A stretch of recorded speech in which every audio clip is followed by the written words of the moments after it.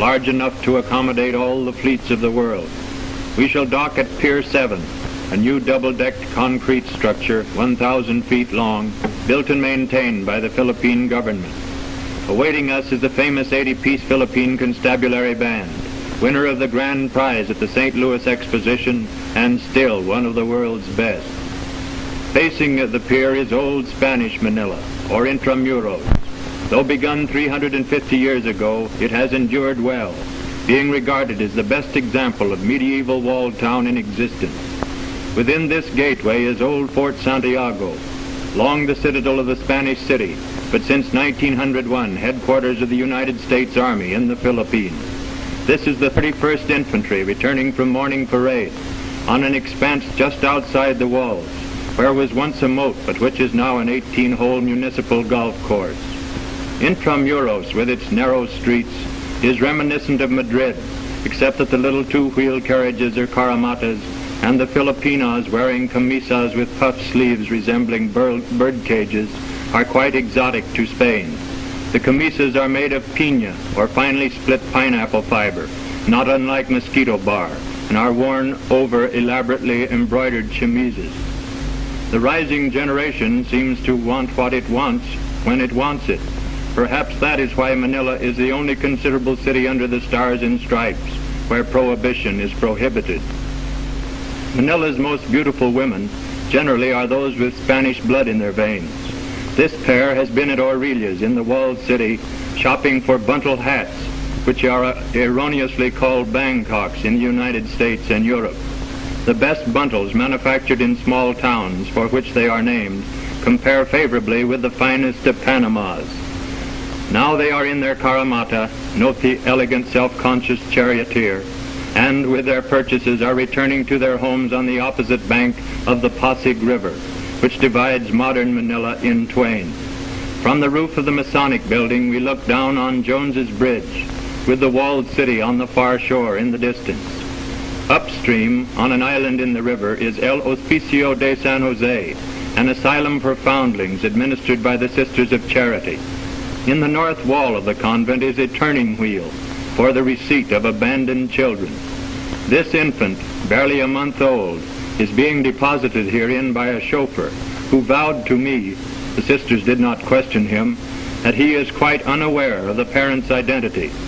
Another turn of that wheel will admit the nameless mite safely within the convent, where it will be reared, educated, and taught an occupation to enable it to be self-supporting. These little girls, all of whom were similarly forsaken in babyhood, are but a few of the 800 who now find asylum within San Jose. They devote every Thursday to the mending of their own clothes, a task of which they are especially fond, since they are taught to take pride in tidiness and cleanliness. This pretty little lady is a mestizo, that is, half Filipina and half something else, probably Italian, while this toothless youngster swears that she's an American, like Will Rogers, and just as proud of it. On the north bank of the Pasig is the Escolta, the principal retail street of American Manila, lined with banks, theaters, and drugstores. Not chemist shops, but drugstores, with ice cream sodas, postcards, and pay telephones. The local carabao, or water buffalo, has a wider spread of horn, an uglier anatomy, and a more invidious disposition than any of its tropical brethren. Still, it is the main beast of burden, its speed being wholly commensurate with the industry of the average peasant. One of the foremost sources of wealth in the Philippine Islands today is tobacco, great loads of which are carted through the city streets. Yet the plant was unknown here until imported from Mexico by the Spaniards in the 16th century. Now extensive cigar factories flourish, into which the leaves are brought in bales, then graded as to quality as to length and strength, before being delivered to the expert cigar makers, of whom one factory has more than 4,000, while in this room alone are 700, all engaged in entire lady nicotine, be she trim or a trifle plump, in raiment that will make man's mouth water. No cigar anywhere today is produced under more rigidly enforced sanitary regulations than is this one. The Philippine government supervises the industry under invariable standards of excellence, and under its own official label, which is affixed to every box that leaves the factory.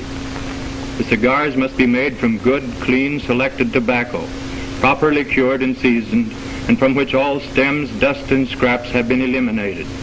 No cigars made between sunset and sunrise may be graded as standard. This is Lady Nicotine at her best, a mild, plump, seductive creature. Just north of Manila's business district is Bilibid Prison, embracing 17 acres and harboring 3,500 transgressors of the law, the largest penal institution in the world. Retreat every afternoon at 4:30 o'clock is an impressive half-hour ceremony, when visitors are admitted to a central tower from which the ward buildings radiate like the spokes of a wheel, thereby enabling spectators to view the entire scene with ease. Selections by the prison band opens the review, following which the entire company engages in short calisthenic exercises, a feature that distinguishes Bilibid from other penitentiaries.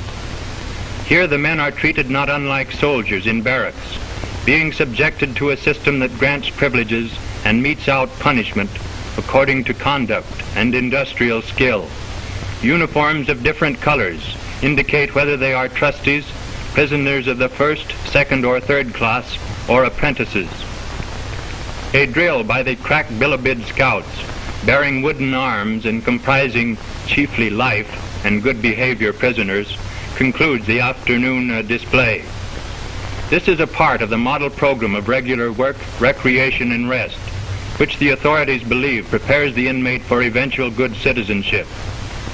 In fact, so beneficent is the regime that most of the guards are stationed outside to restrain immigration rather than inside, as is customary, to thwart emigration. Tondo is the Nipa shack quarter of Manila, where native huts are set on stilts to provide plenty of ventilation and stables for the livestock beneath. To the westward towers Corregidor Island, above which hover perpetual banks of clouds. Almost every evening, the last rays of the dying sun stream through, so gorgeous that Manila's reputation for matchless sunsets pursues us to whatever port of call.